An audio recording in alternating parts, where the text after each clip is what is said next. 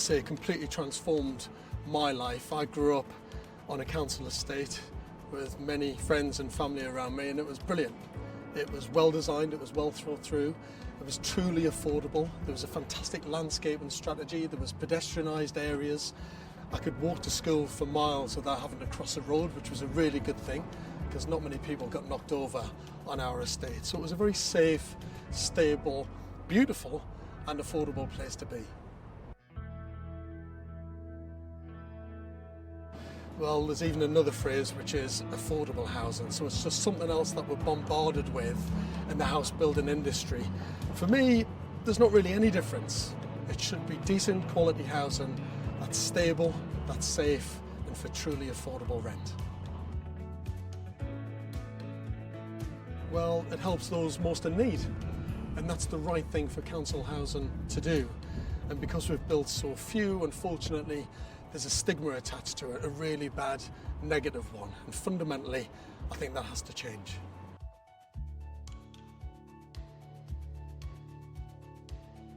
It's a valid question, I get it, but when you think about it, council housing and subsidised housing is there for people who are most in need.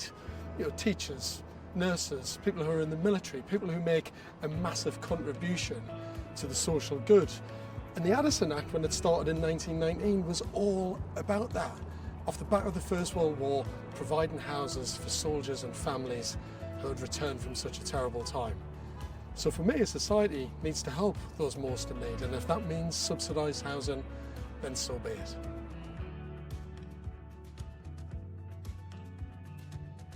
Well, for me, there's many, but the biggest is the stigma, the negative stigma associated with people who live on council housing estates. Somehow it's kind of looked down upon as if they're bad communities.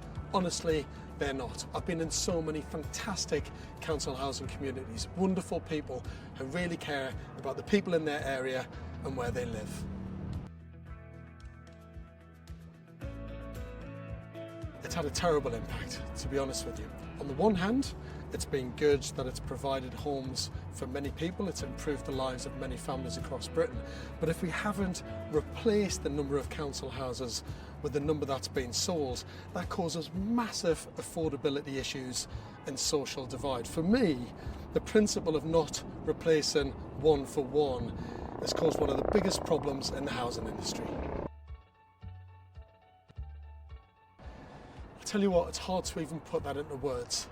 The right changes could transform the lives of thousands and thousands of people across the country. Many people who are desperately in need of a decent home. We've got nearly 100,000 children in temporary accommodation. We've got tens of thousands, hundreds of thousands on housing waiting lists, desperate for a decent roof over their head. For me, it's the right thing for the country to do, and I just wish that the government would step up and make the changes that are needed.